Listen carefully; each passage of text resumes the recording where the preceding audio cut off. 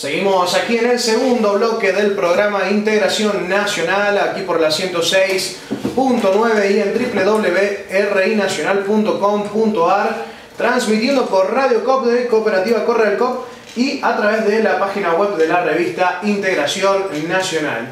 Estamos aquí con William Salazar y quienes habla Yael Vela. Willy, ¿por qué no pasamos las vías de comunicación que tienen nuestros oyentes para contactarse con nosotros? Como no, lo pueden hacer a nuestra cuenta de Twitter, que es @INTNacionalFM, y si no, a nuestra cuenta de Facebook, que es Programa Integración Nacional.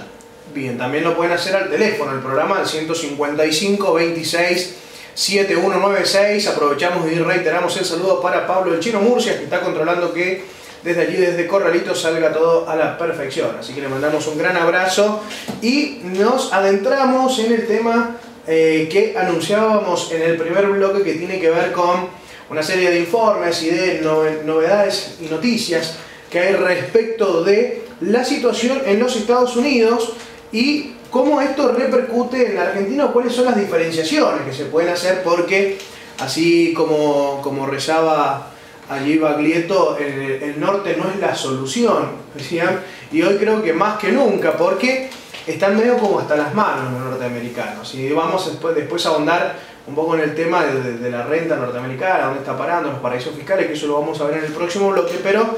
y cuáles las relaciones, por supuesto, de la Argentina en este sentido. Ha salido un informe en el diario latino New York, que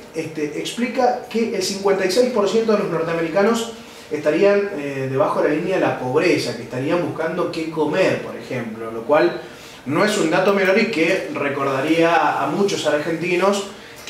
a épocas de no hace mucho tampoco, sí, hace una década, donde los argentinos tuvimos que padecer lo que fue el famoso trueque, digamos. Entonces, esta situación que se está dando en los Estados Unidos y también vinculada a una gran deuda pública que hoy está padeciendo. Contanos, Willy, brevemente ahí qué es lo que dice este informe al que hacemos referencia. Sí, ahí Gloria Medina, que es la periodista que justamente hace este informe,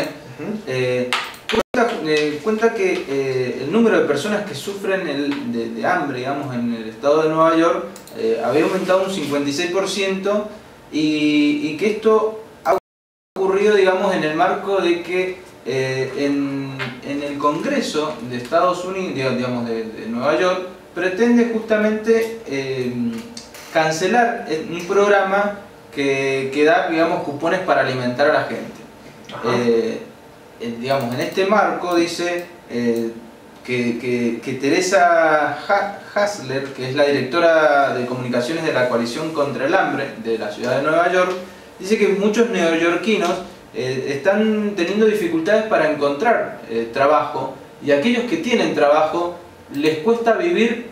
con el dinero que ganan. Entonces, en este informe dice, nosotros anteriormente, decía, una empleada, una persona que trabajaba en estos servicios comunitarios que alimentan a las personas a diario,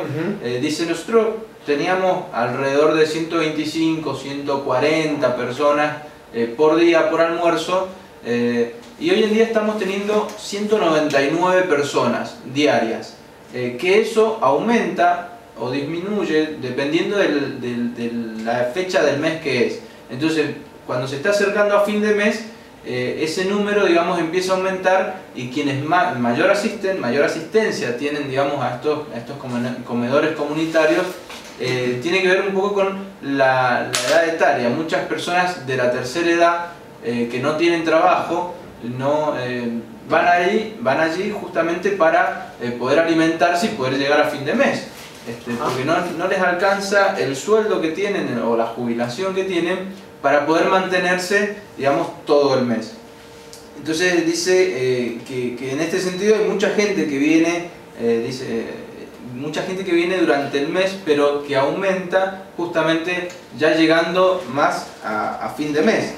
Entonces dice que, digamos, en este sentido da un marco de, bueno, cuáles son los lugares que mayor se sufre esto, y principalmente tiene que ver con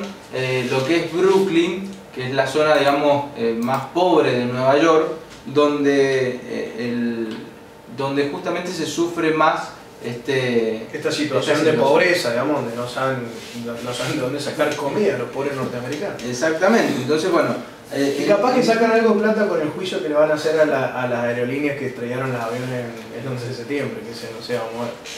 Sí, vamos a ver si les alcanza para poder alimentarlos un año. Entonces bueno, en Brooklyn por ejemplo dice que se indica que hay alrededor de 3.000 lugares donde se reparten comida, y esto se ha aumentado en los últimos 4 años un 50%, vale decir, asistían hace 4 años aproximadamente 1.500 personas, y que en los últimos 4 años esto, y ahondado mucho más después del 2010, a llegar a tener unas 3.000 personas que van a diario a alimentarse a estos lugares de comida. Esto, digamos, da una representación un poco más acabada de lo que representa, digamos, la falta de poder llegar a fin de mes o poder conseguir un trabajo para poder alimentar a sus familias principalmente. Y esto, digamos, los argentinos tenemos experiencia, podría decirse, entre comillas, ¿no? de estas situaciones, ¿no? Lo que fue vos bien lo decías, lo que fue el 2001 y lo que representó para los argentinos que tuviesen que el trueque de pronto volviese a renacer en esta sociedad del 2001 y del siglo XX, del siglo XXI, y justamente tiene que ver con esto de que los argentinos ya padecimos una situación así, y cómo se pudo lograr modificar esta realidad a partir de distintas medidas, entre ellas las que se vinieron tomando con respecto a la asignación universal por hijo, la nacionalización de las FJP y demás, que han permitido justamente que el Estado pudiese tener caja, pudiese repartir un poco mejor la riqueza de los argentinos, y sin embargo en Estados Unidos se está planteando justamente lo contrario, es decir, el Congreso de Nueva York dice: vamos a recortar los subsidios, vamos a recortar justamente toda aquella ayuda que se pueda hacer para ser más austeros y que el Estado pueda recaudar más dinero, digamos, no tenga tantos gastos, ¿no? Como ellos llaman. Que en definitiva esa recaudación va para las grandes corporaciones, porque son en realidad las que han terminado financiando a los partidos que hoy ponen a sus dirigentes, Obama e inclusive al actual otro candidato que estaría compitiendo, que es Rumi, que estaría compitiendo con Obama, que estas grandes corporaciones, tales como la JP Morgan, la Goldman Sachs, son las que se han encargado de no solamente financiar a estos candidatos, sino de financiar el desguace de la renta de los Estados Unidos y de las grandes industrias que por un gran tiempo se encargaron del monopolio, digamos, de la producción a nivel mundial, y que trocado estos mecanismos en un sistema financiero han sido apuntalados como los principales responsables, por ejemplo, de la crisis griega, a la que hemos hecho referencia ya en algunos otros programas anteriores, producto de algunos maquillajes respecto de los presupuestos del país helénico. Pero una novedad, una noticia que ha salido al respecto también, que tiene mucha vinculación con este informe al que vos haces referencia, tiene que ver con la actual deuda pública que tienen los Estados Unidos, que al cierre del año 2011 no alcanzaba a los 15.000 billones de dólares, digo, para que se entienda, para que trate que quede alguna somera idea, porque ahí dibujar los numeritos es más complicado. Son 15.000 billones de dólares lo que había al cierre del 2011 de deuda pública de los Estados Unidos, y a números actuales el endeudamiento de los Estados Unidos ha llegado a superar los 16.400 billones de dólares, lo cual es un montón de plata. Para darse una idea, es 9 millones más que la deuda pública argentina, 9 millones de veces más que la deuda pública argentina. O sea, hay que multiplicar nuestra deuda pública por 9 millones y entonces te da la deuda pública de los Estados Unidos. Son muchos ceros, me parece. Son muchos ceros, es muy complicado la cosa. Entonces, que representa a un total del, digamos, lo que es el 166% del Producto Bruto norteamericano, que en la Argentina en el año 2001, obviamente que el país norteamericano tiene muchísimos más habitantes, es más grande y bueno, y todo lo que se sabe de los Estados Unidos, la Argentina es un país en ese sentido geográficamente, demográficamente en realidad más pequeño, ¿no? Pero haciendo las proporciones, en la Argentina hacia el año 2001 el Producto Bruto Interno, digamos la relación Producto Bruto Deuda Externa era similar a la actual de los Estados Unidos, superaba el 100% del Producto Bruto Interno, la deuda pública argentina, y hoy apenas supera el 40% de la deuda del Producto Bruto Interno. Vale decir, de cada 100 pesos que se producen en la Argentina se deben 40. En los Estados Unidos, de cada 100 que se producen se deben 160, lo cual genera un tipo de problemita, digamos, para los norteamericanos. Pero esto no es que venimos nosotros aquí a plantear cuáles son los padecimientos norteamericanos, digamos que seguramente a más de uno debe estar alegrando esta situación, pero en particular tiene que ver con cuál es la realidad de los argentinos hoy, porque no es lo mismo la Argentina de hace 10 años atrás a la Argentina de hoy, más allá de los límites que actualmente tiene el gobierno nacional y que tiene como cuentas pendientes la sociedad argentina, y en este caso la dirigencia política argentina, sino que es necesario aquí hacer hincapié en algunas cuestiones fundamentales que hacen al proceso de desendeudamiento que ha llevado adelante la Argentina particularmente del 2005, cuando se hace la reestructuración de la deuda por parte de Néstor Kirchner y se paga una gran parte se paga al Fondo Monetario Internacional directamente, cerca de 10.000 millones de dólares, y que en los últimos años se han ido cancelando los servicios de la deuda y también capitales y otros tipos de intereses de la deuda pública argentina de los últimos años, particularmente desde 1976 hasta el 2001, cuando fue el proceso más grande de endeudamiento de la Argentina, que era necesario, y en virtud de lo que pasó en la década de los 90, un endeudamiento necesario para poder sostener el plan convertible, que era una necesidad de aquel momento, porque ¿en qué cabeza cabía que el dólar podía valer lo mismo que un peso? Bueno, era necesario sostener esa paridad cambiaria y para eso la Argentina se endeudó. En ese sentido, enormemente creció la deuda pública argentina y debido también justamente a la transferencia de renta que se producía, porque no es que solamente era para mantener el 1 a 1, sino también para mantener la transferencia de renta que generaba la Argentina y que se transfería a estos paraísos fiscales, ¿no? Donde justamente la renta de los argentinos no quedaba en la Argentina, por ende el Estado debía seguir pidiendo préstamos al Fondo Monetario Internacional, principalmente para seguir sustentando ese 1 a 1, ¿no? Claro, exactamente. Obviamente ese plan, esa legislación, fue necesario que tuviese un sostén y que tuvo que ver con, entre otras aristas, otras claves, digamos, fue el endeudamiento. Ese endeudamiento fue reestructurado en el año 2005 con el presidente Néstor Kirchner, que había asumido en el 2003, y que obviamente le tocó apagar un gran incendio en la Argentina desde el 2001 hasta esta fecha, y ha seguido este proceso. De hecho, estamos en este proceso de desendeudamiento los argentinos. A principios de agosto se terminaba de pagar lo que era el BOD del 2012, producto de un bono de deuda pública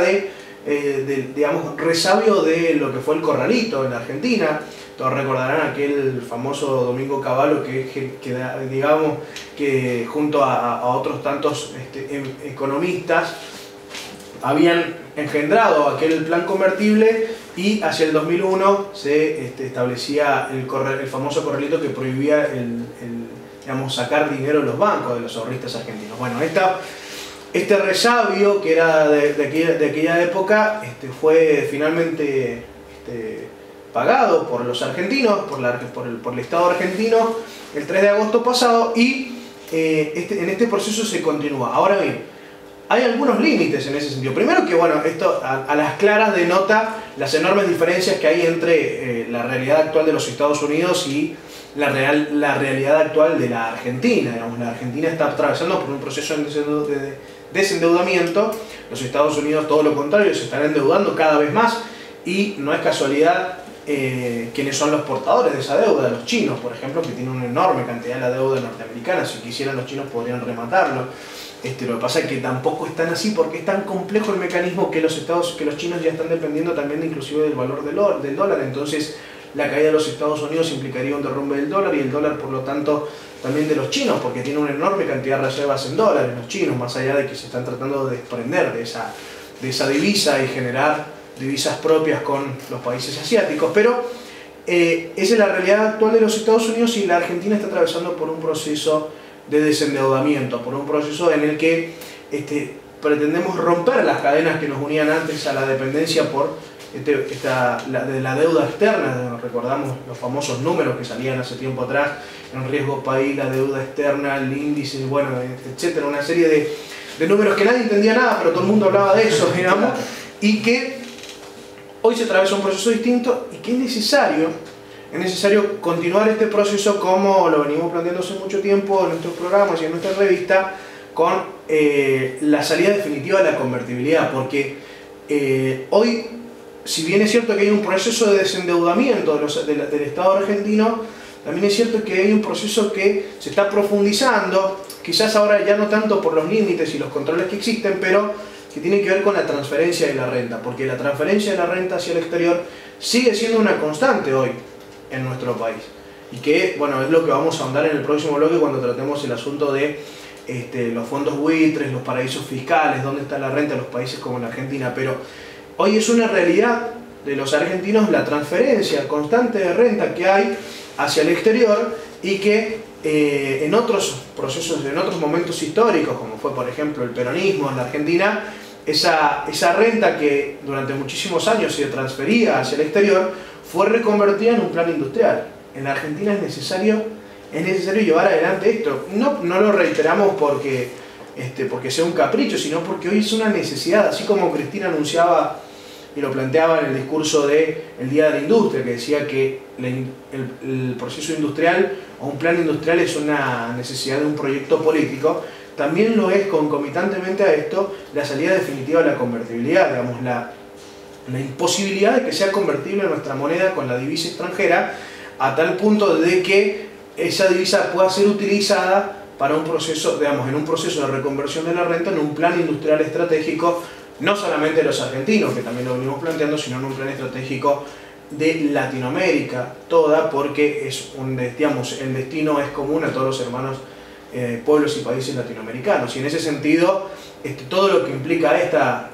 salida definitiva de la convertibilidad y esta eliminación de la legislación menemista, que tiene que ver con la reconversión de la renta minera, que tiene que ver con un trazado férreo, que tiene que ver con más y mejores fuentes de trabajo que estén vinculadas a un aparato productivo industrial en la Argentina. Bueno, este tipo de cosas tienen que ver con el planteo que venimos haciendo y con la contracara que encontramos en la realidad de los norteamericanos, que hoy tienen que salir a pedirle al Congreso que por favor no les elimine los ANLP, ¿cómo son? Los APNL, sí, una cosa así, que son los cupones de alimentos, digamos, eso sería lo que está... NAP, bueno, los cupones, que en inglés tienen otra traducción, sí, pero aquí en argentino son los cupones de alimentos que el Estado está brindando a los neoyorquinos porque no les alcanza para morfar, digamos, sintéticamente. Entonces, esto es necesario tenerlo en cuenta, porque no hace mucho tiempo, digo, las elecciones pasadas, una candidata presidencial como era la fiscal del golpe de Estado del 76, como fue Lilita Carrió, salió a pedirle ayuda a los Estados Unidos para que pudiera frenar la dictadura acá. Y lo mismo pasaba, por ejemplo, hace un poco tiempo en el Obelisco, cuando las Doñas Rosas de Palermo, de Barrio Norte, ante una ironía y ante una especie de broma que hicieron desde 678, disfrazado de CNN, le pedían al supuesto periodista de CNN, apelando al gobierno de los Estados Unidos para que vengan a ayudarnos porque somos amigos. Entonces, yo no sé qué tanto podrían, si quisieran y si tuviese, ya sabemos que no es así, pero si tuviesen el ánimo de los Estados Unidos venir a colaborar con los argentinos, no sé cuánto colaborarían, digamos, si tienen el 166% de respecto al Producto Bruto Interno de deuda externa. Entonces, están en un problema los muchachos. También es cierto que tenemos un problema aquí los argentinos porque están los malos que son argentinos también y están directamente vinculados a los intereses extranjeros. Pero bueno, vamos a ver cómo sigue. La cuestión aquí es poder comprender, tratar de analizar cuál es la realidad norteamericana, cuál es la realidad argentina y latinoamericana, porque se extiende esta realidad al resto de los países latinoamericanos, y esa es la idea de traer a cuento este informe. No sé si a vos te parece. Sí, digamos, justamente tiene que ver un poco con esto que vos decís, de que es necesario entender la realidad para saber también en dónde estamos parados, porque muchas veces se bastardean algunas cuestiones, algunas medidas, sin tener la comprensión de los asuntos. Vos bien decías, en el 2001 todo hablaba del riesgo país, nadie sabía qué significaba el riesgo país, entonces de pronto estábamos peor que Nigeria. Entonces, ¿cómo los argentinos vamos a estar abajo de una tabla donde Nigeria está arriba, digamos? No sabían por qué, pero estábamos abajo de Nigeria. Bueno, estos asuntos también hay que entenderlos para saber en qué realidad estamos parados. Y además para tener en claro quiénes son los enemigos en última instancia, si se los puede llamar enemigos, ¿no? Pero quiénes son los que de pronto pretenden que a la Argentina le vaya mal para poder sacarnos nuestra riqueza y transferirlas y hacerse cada vez más ricos. Bien decía en el primer bloque que el 0,001% de la población mundial tiene la mayor parte de la riqueza del mundo. Bueno, este 0,001% de la población mundial son los que pretenden que a los argentinos nos vaya mal, y son... Porque a ellos les va a ir mejor. Claro, porque a ellos les va a ir mejor, y algunos agentes de la política argentina, como un tal Cobos, ¿no? Justamente actúan para beneficiar a este sector de las finanzas principalmente, y que muchos argentinos los han votado o los votan y sin entender de fondo cuál es la verdadera problemática, digamos. Exactamente. Bueno, de esto vamos a seguir tratándolo. Seguramente en el próximo bloque vamos a tratar de continuar. Sí, vamos a tener el tiempo suficiente, espero, para continuar con este tema. Pero antes nos vamos a ir a una pequeña pausa. No nos podemos ir sin reiterar las vías de comunicación. Willy, ¿cuáles son? Lo pueden hacer a nuestra cuenta de Twitter, que es @INTNacionalFM, sino a nuestra cuenta de Facebook, que es Programa Integración Nacional, y antes de que nos olvidemos,